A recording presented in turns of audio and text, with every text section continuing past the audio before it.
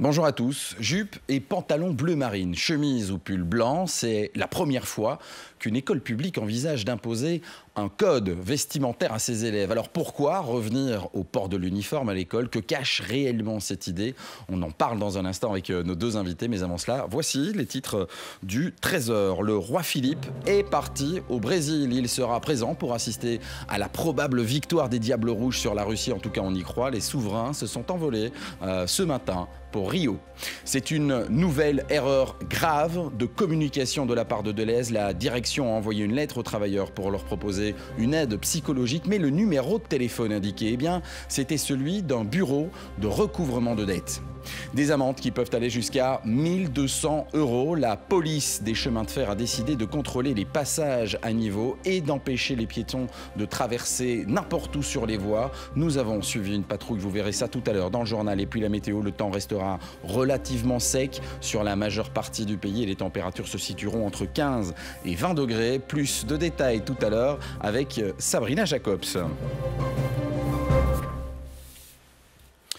Pour les uns, il aide à faire abstraction des différences sociologiques. Alors pour les autres, il contraint la liberté, bride la créativité. Alors pourquoi cette proposition de la commune de Saint-Josse? Faut-il un uniforme pour lisser les différences dans les cours de récréation? On en parle avec Bruno Humbeek. Bonjour. Bonjour. Vous êtes psychopédagogue et chercheur à l'université de Mons. Et puis à vos côtés, Marc Évrard. Bonjour. Bonjour, M. Vodaf. Vous êtes préfet des études à l'Athénée Royal André Thomas de Forêt. Alors, tout d'abord, première question à vous, Bruno Humbeek.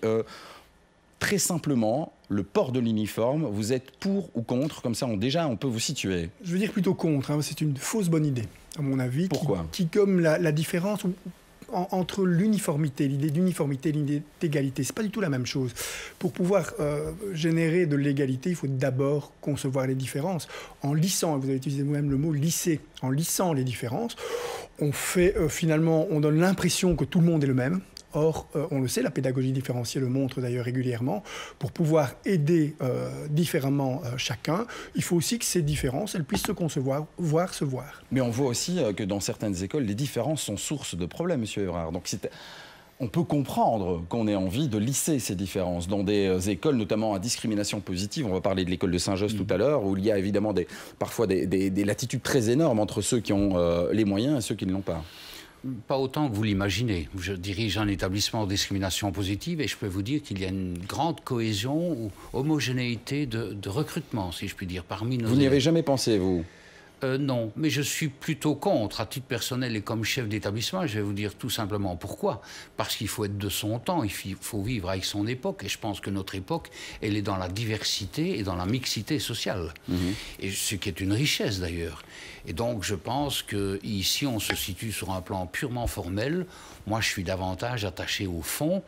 Et ce n'est pas, selon moi, comme cela que l'on créera davantage de mixité. Justement. Mais vous comprenez pourquoi donc l'échevin de l'enseignement de la commune de Saint-Josse a proposé ça dans 3 de ses écoles. Pourquoi cet échevin a fait cette proposition pour essayer d'aider certains élèves à masquer leurs difficultés sociales? Non, honnêtement, je ne comprends pas. Je me pose d'ailleurs un peu la question de savoir pourquoi à ce moment-ci de l'année. Ça m'interpelle, mais je ne comprends pas très bien. Vous voulez dire quoi par là? Je pense beaucoup de choses, mais... Vous pensez qu'il y a une certaine forme de publicité de la part de l'école pour essayer de dire attention, nous avons repris les choses en main? Je pense qu'au moment justement des délibérations de fin d'année, il y a selon moi des problèmes plus urgents, plus importants à aborder, et je pense qu'il faut davantage mettre l'accent sur le fond que sur la forme. Alors on va justement écouter l'échevin de Saint-Josse. C'est une école donc à discrimination positive. Il y a effectivement de grandes disparités entre les élèves, des différences socio-économiques évidentes, et vous allez entendre l'échevin de l'enseignement. Il est à l'origine donc de cette proposition et il nous explique sa première intention lorsqu'il a réfléchi à cette idée de l'uniforme. On l'écoute.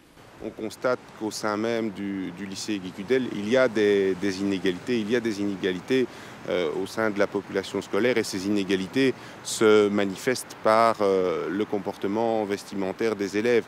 Et donc la mise en place d'un code vestimentaire a justement pour effet d'éviter qu'un certain nombre d'élèves soient exclus de la communauté étudiante de par le port d'un vêtement. On a beaucoup de familles précarisées, on a énormément d'élèves primo-arrivants, et donc ce n'est pas toujours évident pour ces élèves de s'intégrer dans la communauté étudiante. Et justement, ce code vestimentaire devrait permettre à ces élèves de plus facilement s'intégrer au sein de cet établissement. Oui, monsieur Mbek, finalement, quand on l'écoute, moi je trouve qu'il y a quelque chose d'assez logique, d'assez évident dans son discours. Et pourtant, c'est une fausse logique. C'est ça que vous dénoncez, vous. Il faut se méfier des évidences. Hein. On a l'impression que si vous gommez en surface des inégalités, elles ne vont plus exister. Même la manière de parler que les étudiants auront entre eux va de toute façon contribuer à les discriminer. Donc, on n'aura pas du tout réglé le problème. On aura donné un semblant d'ordre. Et je pense qu'il y a effectivement un signal parfois qui est un peu ambigu sur ce plan-là. Si vous mettez le même costume, le même uniforme à tout le monde, on a l'impression qu'on retrouve de l'ordre. C'est tout l'inverse du déguisement. Hein. Et on a un exemple qui le montre très bien, les Diables Rouges. Si vous êtes supporter du Diable Rouge, vous allez prendre un déguisement de supporters. Et effectivement, quand on est supporter, il n'y a pas d'ordre du tout, c'est ça que vous voulez dire? Il n'y a pas d'ordre, et il y a surtout un appel à l'originalité. Vous devrez en même temps, dans ce qui vous rassemble avec les autres, ce qu'on appelle la mêmeté, vous allez mettre des petits signaux d'originalité. Et votre costume de supporter va être probablement un peu original. Ici, on doit s'attendre d'ailleurs au même mécanisme.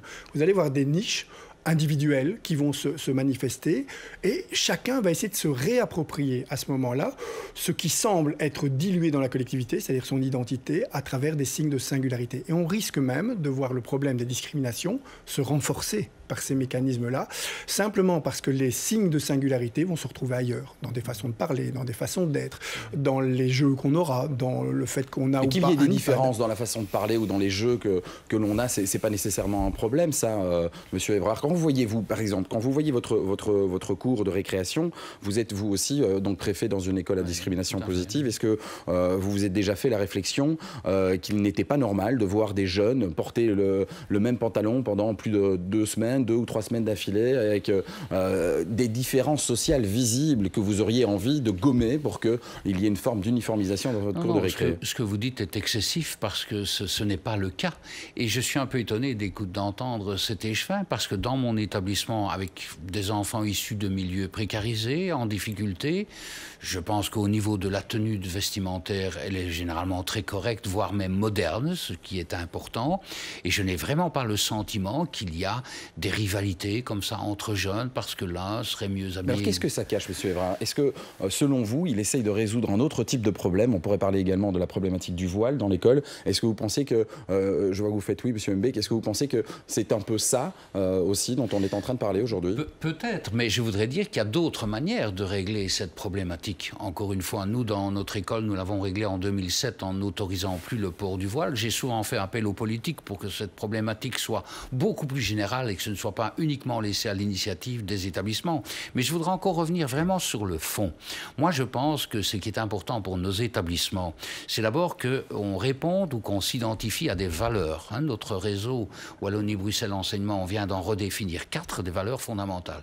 Et deuxièmement, je pense que chaque établissement a son projet d'établissement. Et c'est au sein de ce projet d'établissement, dans le texte même, que là, on peut créer cette identité et cette appartenance à une école. On peut imaginer que le projet d'établissement soit aussi, dans la composition de ce projet, de remettre au cœur du projet pédagogique, notamment l'uniforme. Je vous propose d'entendre à nouveau l'échevin de l'enseignement, parce qu'il avance un autre argument tout à fait intéressant. Son école avait de sérieux problèmes de discipline. D'ailleurs, la direction a été changée récemment. Et aujourd'hui, l'établissement est plus strict, nous dit-il. L'uniforme, d'ailleurs, serait devenu une sorte de demande faite par certains parents. On l'écoute.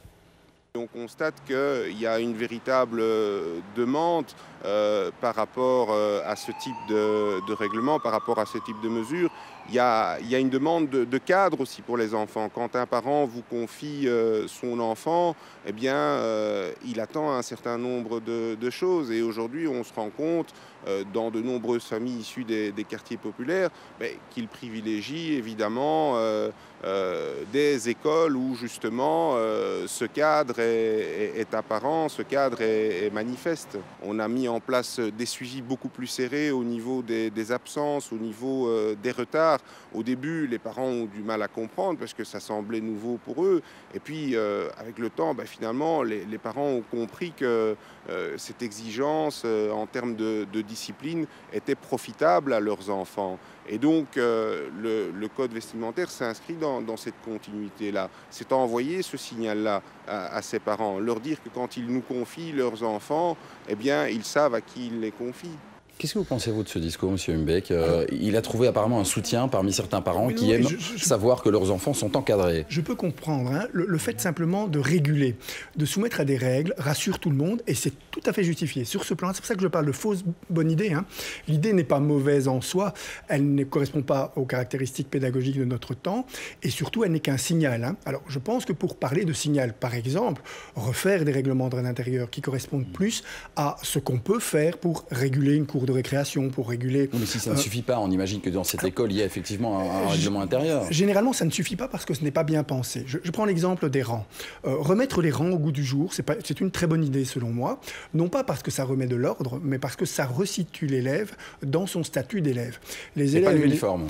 Sans uniforme, bien entendu. Les élèves et les enseignants ont des relations, en dehors de l'école, on le sait, qui prennent une autre forme que celle qu'ils vont devoir prendre quand ils seront à l'école. Alors, une dernière question, parce qu'on arrive déjà à la fin de cette émission. Est-ce qu'on pourrait imaginer que ce soit une forme d'école pilote? C'est une école à discrimination positive.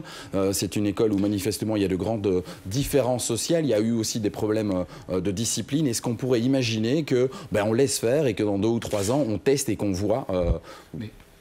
Je pense que de toute façon, il y a d'autres écoles que celle-là qui... Mais pas avec ce même profil.